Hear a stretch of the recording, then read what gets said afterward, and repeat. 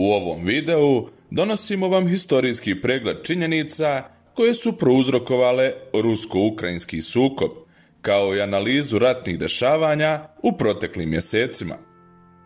Odgovaramo na pitanje da li je moguće primirje i hoće li Putin uspjeti podijeliti Europsku uniju, te zašto je opsjednut Ukrajinom.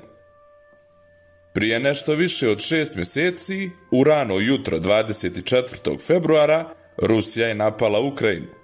Početak ovog rata, ili kako ga Rusija naziva specijalne operacije, izazvao je niz posljedica koje se osjećaju u cijelom svijetu. Kao nikada prije, zapadne zemlje su u početku djelovale vrlo složno, kada je u pitanju bila pomoć Ukrajini, kako politička, tako vojna i ekonomska. Sjedinjene države i zemlje Europske unije uvele su veliki broj sankcija Rusiji, nastojeći izolirati i oslabiti Vladimira Putina. No, to nije zaustavilo rusku ratnu mašineriju. Rat u Ukrajini se i dalje nastavlja, s vrlo malo izgleda za skoro primirje ili mirovni sporazum. Ovo je vrlo složena kriza i gotovo svi odgovori su skriveni u historiji. Jeste li znali da je bilo vrijeme kada je Kijev bio moćniji od Moskve, a Ukrajina i Sjedinjene Američke Države bile žestoki protivnici? Da bismo došli do same srži problema, vraćamo se u 9. vijek. Na području o kojem govorimo nalazila se je država koja se zvala Kijevska Rus. Postoji bitan razlog zašto naglašavamo da se radi o nazivu Kijevska Rus, a ne Kijevska Rusija. Dakle, Rusi insistiraju kako pojmovi Rus i Rusija imaju isto značenje, dok Ukrajinci i Bjelorusi, oni nacionalno osviješteni, tvrde da je Rus opći naziv za istočnoslavenski savez različitih plemena, preteče Rusa, Ukrajinaca, Bjelorusa i Rusina, koje je ujedinio kijevski knez Jaroslav Mudri u 11. stoljeću. U tom bi smislu Rusija i Bjelorusija bile izvedenice starijeg naziva Rus, koji se spominje u najranijim historijskim izvorima za Kijevsku kneževinu. Treba istaći jako bitnu činjenicu. Bjelorusija je 1990. godine promijenila svoje ime u Bjelarus, jer joj je ta razlika bila veoma važna. Službeni naziv Bjelorusije je Republika Bjelarus. Ovdje je živio slavenski narod, a grad Kijev je bio njihov glavni grad. Između 980. i 1015. godine Kijevskom Rus je vladao veliki knez Volodimir, odnosno Vladimir. Rusi, Ukrajinci i Bjelorusi svoju lozu i porijeklo vuku iz ove slavenske države. Mnogo toga se promijenilo u vijekovima koji su uslijedili i većinu tog vremena Ukrajina je bila pod ruskom vlašću. U većem dijelu 20. vijeka Ukrajina i Rusija su bile dio Sovjetskog saveza. Rusija je bila najmoćnija od 15 republika, a Ukrajina odmah iza nje. Ukrajina je imala odbrambenu industriju, velika poljoprivredna zemljišta i na njenom teritoriju se nalazio veći dio sovjetskih nuklearnih postrojenja. Sovjetski savez se raspao 1991. godine, a Ukrajina i Rusija su postale samostalne i nezavisne države. Ukrajina je naslijedila veći dio sovjetskog nuklearnog arsenala, ali ga je ustupila Rusiji 1994. godine. Moskva je zauzvrat garantovala sigurnost Ukrajine i obećala da će poštovati njen suverenitet. Oni su zajedno sa Bjelorusijom, Kazahstanom, Sjedinjenim državama i Ujedinjenim kraljevstvom potpisali Budimpeštanski memorandum. U novembru 2013. godine Viktor Januković je bio predsjednik Ukrajine. Imao je reputaciju čovjeka koji je sklon korupciji i otvoreno bio promoskovski nastrojen. 2013. godine Januković je odbio trgovinski ugovor sa Europskom unijom, koji je mogao značiti veću integraciju Ukrajine sa zapadnom Europom. Umjesto toga, Januković je odlučio uzeti $15 milijardi pomoći od Rusije. Mnogi Ukrajinci su se osjećali kao da su prodati Moskvi. Tako su izbili protesti pod nazivom Euromejdan.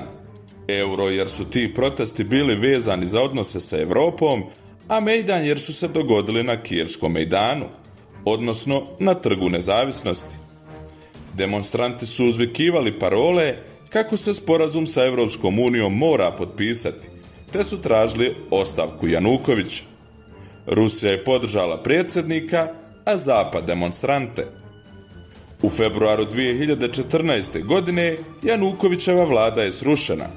Predsjednik je otjeran iz Ukrajine i pobjegao je u Rusiju. Nisu svi Ukrajinci bili zadovoljni sa ovakvim raspletom događaja.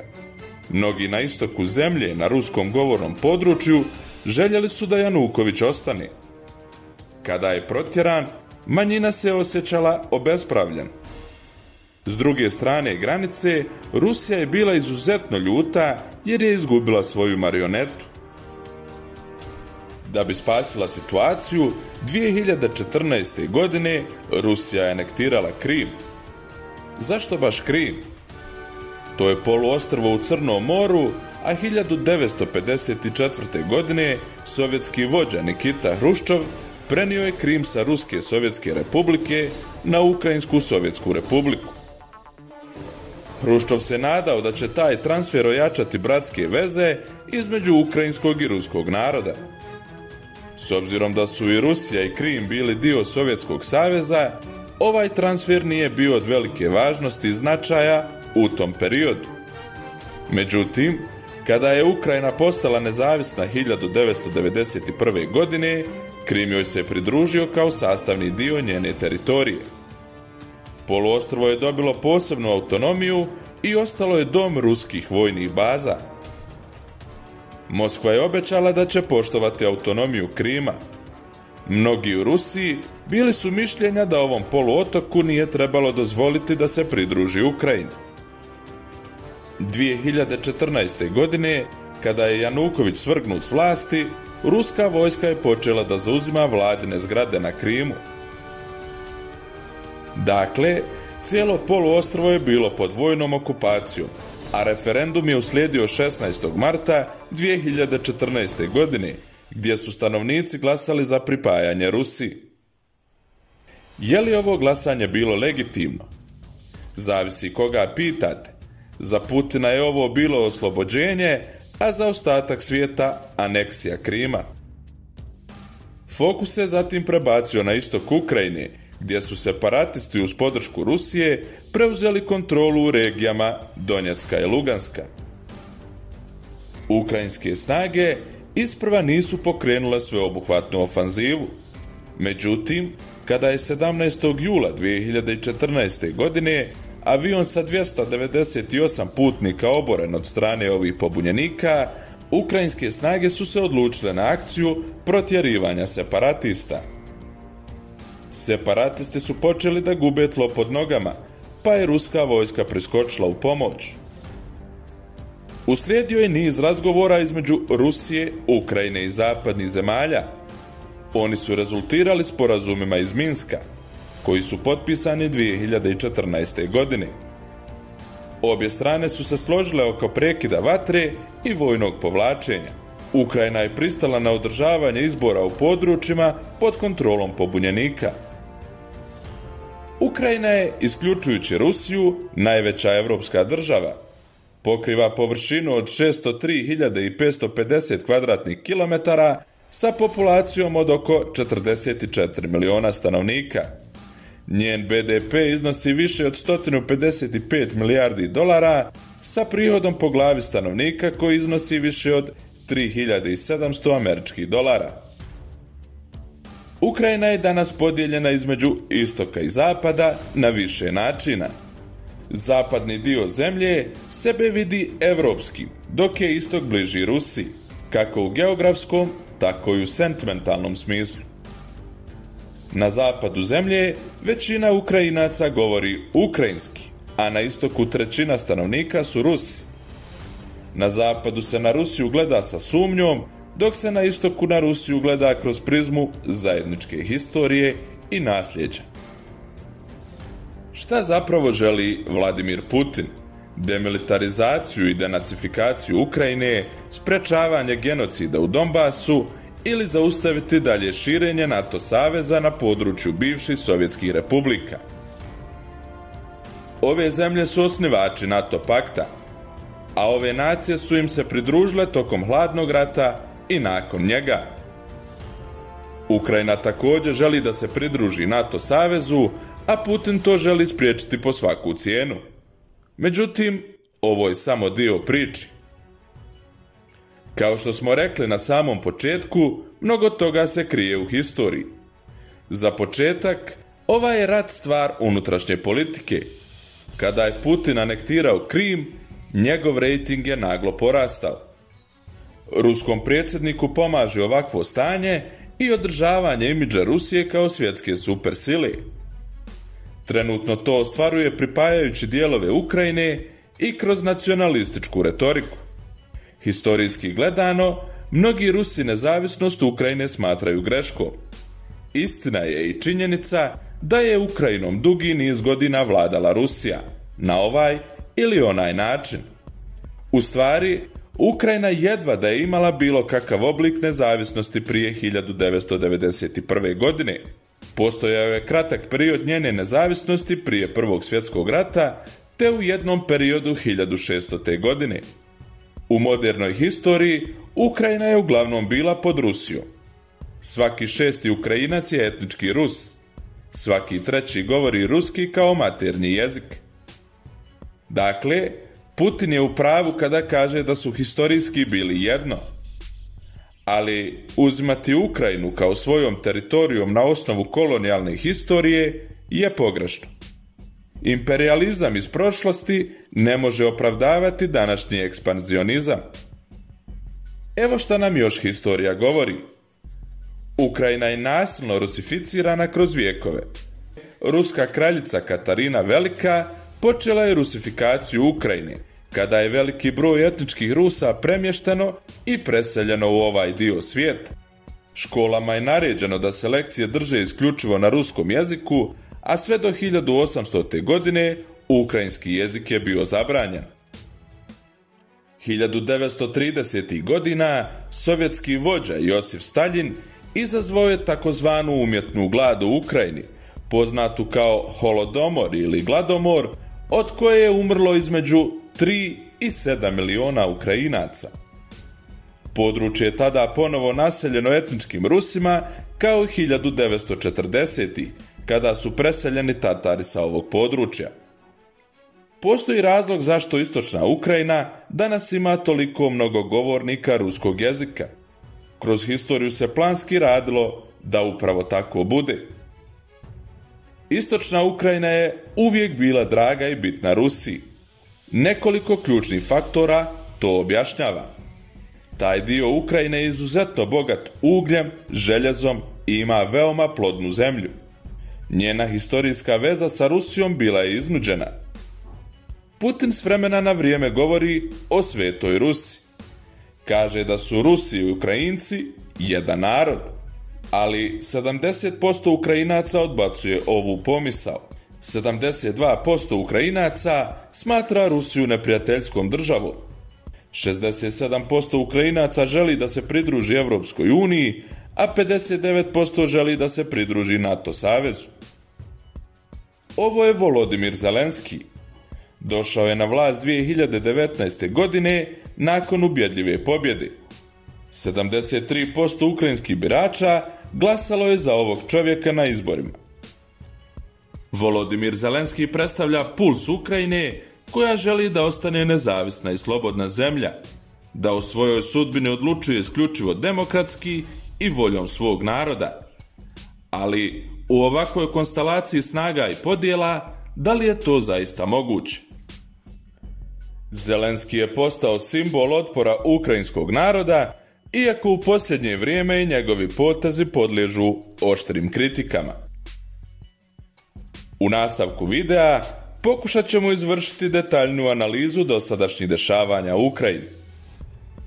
Rat u Ukrajini je posljedica ukrajinsko-ruskih odnosa, te iza svega postoji političko-obavještajna pozadina, koja je još uvijek nedovoljno razjašnjena i pitanje je hoće li ikada biti.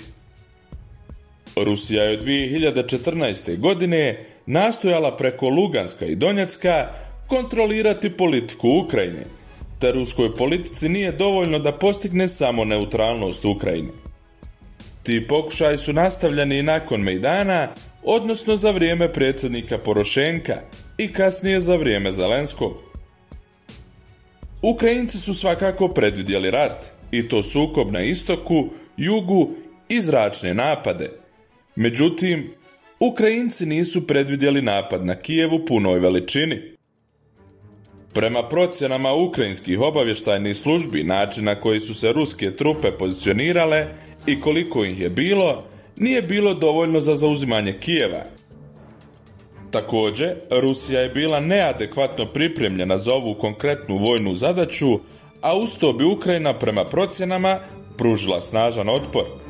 Pogotovo jer je Kremlj promašio svoje procjene 2014. godine kada su htjeli dobiti 6 regija u Ukrajini, a dobili su samo dijelove 2 tih regija.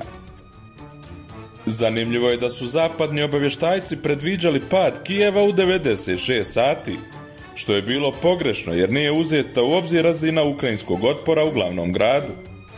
Također, način na koji Zapad posmatra sukob u Ukrajini, odnosno narativ da će se u Ukrajini događati sukob Zapad-Rusija, čime se isključuje mogućnost da Ukrajina ima sposobnost da se odupre samostalno. Ruska informativna kampanja tome je znatno pridonijela, prikazujući Ukrajinu kao visoko korumpiranu i podijeljenu zemlju. Što je možda i tačno, ali je problem to i što rusku vojsku nagriza korupcija u mjeri koja nije zanemariva. Rusko planiranje rata podrazumijevalo je brzo zauzimanje Kijeva, što nije potvrđeno iz ruskih službi, ali je generalno mišljenje većine analitičara. Također, mnogi smatraju da Rusija nije namjeravala voditi ovakav rat u Ukrajini. Ona je godinama pripremala svoj vojni kompleks za korištenje vojne moći u ograničenim uslovima, kada su svi ostali uslovi informacijski, politički i drugi već izgrađeni. Uvođenje ograničenih snaga odvija se kako bi se postigli konačni ciljevi. To je koncept hibridnog ratovanja kojim se služi Rusija. U tom kontekstu može se tumačiti i objava specijalne vojne operacije, a ne objava rata i sveobuhvatne mobilizacije. Rusija ima jaku kontrolu na informacijskom polju. Isto tako, veliki dio stanovnika Rusije podržava rusku politiku i ideju jake Rusije, no ne želi se boriti u ovom ratu. Da sutra predsjednik Putin najavi kraj vojne operacije i objavi da su postignuti ciljevi u Ukrajini, većina bi se s tim složila. Ukrajina je u prvoj fazi uspješno natjerala Rusiju da suzi svoje operativne ciljeve, izbacivši je iz Kijeva, Harkova i drugih dijelova. Tada se Rusija ponovo usredotočila na zauzimanje Donbasa. Nije uspjela uspostaviti kontrolu na 2 područja odjednom, pa se usredotočila na regiju Lugansk, odnosno na grad Sjeverodonjeck, gdje je koncentrisala resurse prvi put od početka kampanje. Rusija je nanijela ozbiljnu štetu ukrajinskoj vojsci u bitci za Sjeverodonjeck, ali se je iscrpila. Mnogi ruski vojni resursi, posebno oficiri, izgubljeni su u ovih nekoliko mjeseci. Prema procjenama, nakon Luganske oblasti, Rusija vjerovatno ima priliku napredovati i u Donjeckoj oblasti. Ključno je to što su Rusi potrošili puno resursa za zauzimanje ograničenih ciljeva. Iz izvora kao što je Telegram stižu izvještaje o formiranju novih dobrovoljnih jedinica širom Rusije. Operativna pauza stoga traje dulje od očekivanog. Budući da su gubici veliki na obje strane, ruska vojska formira nove jedinice širom Rusije. Prije 2-3 sedmice krenula je u veliku akciju formiranja dobrovoljnih jedinica u svakom od 85 federalnih subjekata. Ideja je da svaki federalni subjekt oformi jedinicu od oko 400 ljudi koji bi prošli obuku u roku od 30 dana prije nego što se pošalju u Ukrajinu. Prema službenim podacima, plate vojnika kreću se od oko 3000 američkih dolara, odnosno 200.000 rubalja mjesečno, što bi, ako novačenje bude uspješno, za 34.000 dobrovoljaca opteretilo vojni budžet sa $102 miliona mjesečno. Za sad ne uspijevaju u svim federalnim subjektima oformiti takvu jedinicu, no u nekim je odaziv za novačenje i iznad očekivanja. Prema zadnjem izvještaju, federalni subjekt koji uspješno provode novačenje više od predviđenog su Republika Čečenija, Baškirija, Tatarstan, Permski kraj i Čeljabinska oblast. Naravno, sve ovo izaziva problem, jer nove ljude u ruskoj vojsci treba obučiti, uvježbati i borbeno pripremiti, što bi moglo potrajati. Što se tiče Bjelorusije, Rusija na nju vrši jak pritisak da je aktivno podrži u ratu. Do sada su se Lukašenko i bjeloruske trupe uspjele, da tako kažemo, oduprijeti tom pritisku, ali uvijek postoji rizik da će Putin izvršiti jači pritisak na Bjelorusiju. Spominje se da bjeloruska vojska nije velika i da je upitno koliko je spremna boriti se u ovom ratu. Također, motivacija Bjelorusije i same bjeloruske vojske za sudjelovanje u ovom sukobu je slaba, a i bjeloruska vojska dugo nije bila u ratu. Sljedeće važno pitanje je jug Ukrajine, odnosno grad Odesa, i kolike su šanse kopnenog udara od strane Rusije na taj grad. Upravo je Odesa jedan od onih gradova u Ukrajini koji su na simboličnoj razini jako važni za Rusiju. Jedan od najpoznatijih ruskih ideologa i političara, Aleksandar Dugin, u jednom od svojih tekstova o Ukrajini napisao je: "Ko kontrolira Zmijski otok, kontrolira tok historije." Kćerka ovog uticajnog nacionaliste i ruskog filozofa, Darija Dugina, ubijena je u subotu 20. avgusta 2022. godine, kada je automobil u kojem je putovala eksplodirao u moskovskoj regiji. Ukrajinske vlasti su se ogradile od ovog incidenta. U kontekstu samog rata, Ukrajina je zadnja uspjela ostvariti kontrolu nad Zmijskim otokom, što se slavilo kao pobjeda na simboličnoj razini. Ruska vojska, prema mnogim analitičarima, za sada nema priliku zauzeti Odesu. To ipak ne isključuje raketne napade na grad. Pretpostavka je da ruska vojska neće krenuti u daljnje napade na jug Ukrajine dok ne dovrši rat u Donbasu. Ipak, ofanziva na Odesu je sasvim izvjesna ako se ostvare neki preduslovi za to. Odesa je Rusiji važna iz nekoliko razloga, kao što su kontrola nad jugom Ukrajine, kontrola Crnog mora i veza sa Pridnjestrovljem. Zapad i dalje vojno pomaže Ukrajini, što je prema analitičarima ključno za odbranu te zemlje. No naglašavaju da ruske informativne kampanje rade na tome da unište podršku Ukrajini sa svih strana. Iz ovih analiza može se zaključiti da Rusija formira nove, svježe kopnene snage za nove ofanzive u Ukrajini. Ruska vojska čvrsto se ukopala na jugu Ukrajine, a iako Ukrajina najavljuje određene ofanzive, za sad ne uspijeva ozbiljno pomaknuti liniju fronta.